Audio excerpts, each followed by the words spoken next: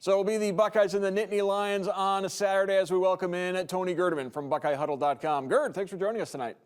Thanks for having me, Mark. How you doing?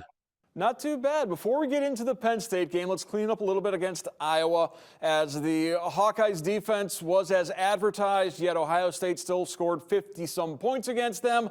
It's an interesting conundrum for the Buckeyes, where they weren't happy with what they did offensively, but at the same time, they did better offensively against Iowa than anybody else has done all year long.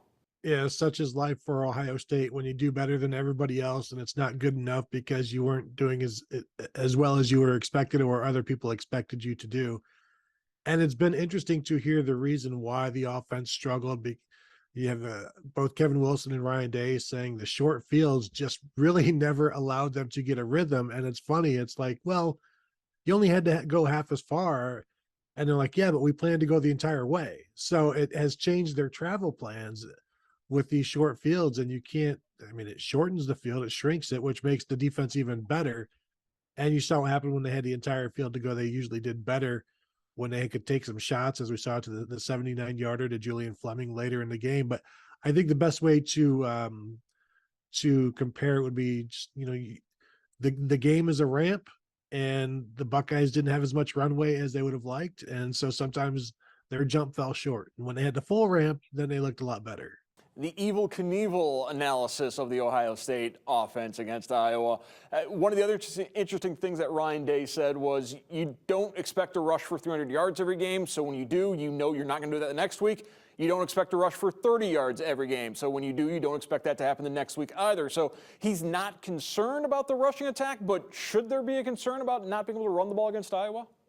I think there should be some concern that they weren't able to run the ball after diagnosing what Iowa was doing. It's one thing for Iowa to come out, change some things, and surprise you, but then you make some adjustments and you should be able to start running. And there were some times where they did get running, but they still didn't hit 100 yards. So how good were they actually? So I think there's concern because you look at the best defenses they've played, and there's some questions there. So certainly going to be some questions. And is it a blueprint for other teams as well? Is this something where Penn State has a much better, Penn State has a very good secondary, and they can maybe keep some of those resources back, kind of like Iowa did, and maybe send some other defenders to stop the run specifically and see if they can hold on in the secondary.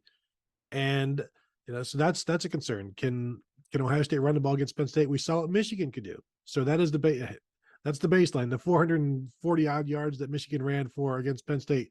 It's a terrible baseline for Ohio State to have to hit, but it's if they get held to another 100 yards, you start having to ask how, why, and we thought this running game was fixed. We've all talked about it, but if you can't run on Penn State after they gave up 400 yards to Michigan 2 weeks ago, that's a problem. Let's talk a little bit about this Penn State defense. As you mentioned, a very good secondary, although they do give up a lot of yards through the air. They have some playmakers in that secondary. And let's face it, C.J. Stroud, he's been intercepted the last several games. In fact, he should have been intercepted maybe 2 or 3 times against Iowa. Is that an area of concern as well? Is C.J. Stroud trying to fit balls into windows that aren't quite big enough, because he had success doing that earlier in the year, and now against Big Ten opponents, those windows close much sooner?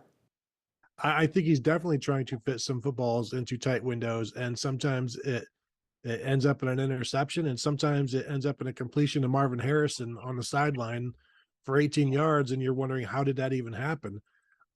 So there's good and bad there, and I think Ryan Day at this point is okay with C.J. Stroud's judgment, but the 50-50 balls that other programs throw, like his 50-50 ball is into triple or quadruple coverage. And that's a legit 50-50 ball where it's like, well, Marvin Harrison may still come down with that, as we've seen, or Jackson Smith-Njigba or whomever, as opposed to like a legit one-on-one situation. Like he can put it in all of these tight windows, but you're right. The defenses are getting better. Those windows don't stay open. And you have the play that linebacker Jack Campbell made, tipping a pass and catching it. Like that's an example of what you're running into now, where it's not just a pass that's batted down, it's a pass that's tipped and then caught. And so like he has to keep that in mind. But I also think you've seen with other quarterbacks, after a strong first year, they start feeling their oats more as a second year starter. They start taking more chances, and their interception total goes up, not because they're a worse quarterback, but because they're not as complacent. They're not as careful as they were previously. And so I don't know how careful Ryan Day wants him to be. That's not something he's really talked about. If now that I think about it, maybe that's a question to ask. At what point do you ask CJ to dial it back a little? That'll be an interesting thing to keep an eye on against Penn State as the Buckeyes go into Happy Valley. It's a noon game, not the whiteout, not the primetime game that they've gotten used to playing in State College, but it's still an intimidating atmosphere for Ohio State to go into on Saturday. It's funny because once you heard, or we all heard that it wasn't going to be a whiteout, and once that speculation began that it wasn't going to be a whiteout, it's like this letdown of, well, that makes it an easier game. If the players let down, then it becomes a tougher game because you have to be geared up for that whiteout atmosphere. And this is a team that, as Ryan Day said on Tuesday, not a lot of guys have played in that environment. They were there in 2020 with about 600 fans and people in the stands, not even fans.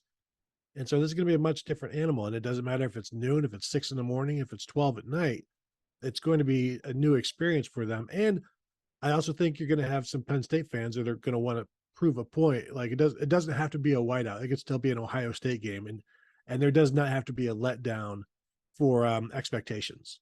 Another connection between the two staffs. Mike Yurcich, former Ohio State offensive coordinator, now with Penn State. Ryan Day talked glowingly about Yurcich, how he helped the development of Justin Fields, the recruitment of C.J. Stroud. Has Yurcich worked his magic with Sean Clifford, or is Sean Clifford still Sean Clifford? Well, yeah, I think Sean Clifford is still Sean Clifford, and there's good and there's bad, but there's only so much magic you can do with the old handkerchief routine. After that, like what else do you have? You got to stuff the handkerchief back in your sleeve and do it all over again, and that's kind of what Sean Clifford is. He can do everything, but he can't do it all consistently. And you never really know which bad Sean Clifford is going to be, on which throw, which is going to be the good one. Like he can keep plays alive. He can drive down and win a game. He can lose a game in the second quarter. You just really never know. He's been around a long time. As Ryan Day said, he's seen it all and he's experienced it all, and he has answers for everything, but he's not always able to deliver those answers. And so that's one of the things that he's going to have to play very well. And I do wonder how much he's going to be running in this game. I think the defense is going to get after him, and it's, can he pick up that 3rd and 7 on a scramble and keep a drive alive and keep Ohio State's offense off the field? It's a lot of pressure on him in this game, but this is one of the reasons he came back too. First time Ohio State's played a ranked foe since Notre Dame in week 1. Of course, Fighting Irish no longer ranked. Penn State is a very good combination of pass catchers and quarterback, according to Ryan Day. So is this Nittany Lion offense the type of offense that could maybe find some weak spots with the Buckeye defense? I think it's an offense that can test spots on the Ohio State defense and see if there are weak spots, because I don't know that we really know if there are any weak spots right now. We've seen the corners have some issues. Denzel Burke played pretty well against Iowa, but you should. There are times where both cornerbacks for Ohio State were defending tight ends because those were the most dangerous pass catchers. I do think the corners are going to be tested.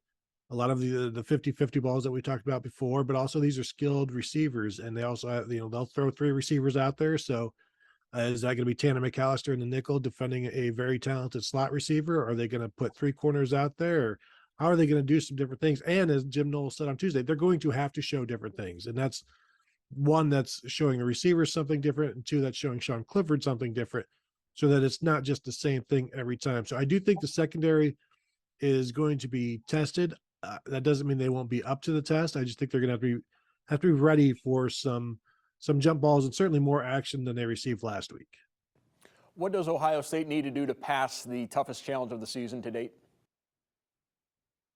I think the offensive line needs to play better than it did. If the offensive line, run block and protect C.J. Stroud, then really I don't think Penn State has enough offense for them. I don't think they have enough consistent offense. If C.J. Stroud has time to throw, I don't care how good the secondary is, he's going to find some guys. And if the running game gets it going, like even half, if they run for half of what Michigan did, they ran for like 215 yards, Penn State can't win. And so, but it's up to Ohio State's running game to do that. And it's up to Mayan Williams and Travion Henderson to be healthy. It's up to them to see the holes, see the cutbacks, and the offensive line to sustain their blocks and play better and more sound than they did last week and handle the newness of whatever they see, because they're expecting one thing, they're going to see something else, and then they're going to have to adjust to what they're actually seeing. All right, I want to thank our guest from BuckeyeHuddle.com, Tony Gerdeman. Gerd, thank you for joining us. Thanks.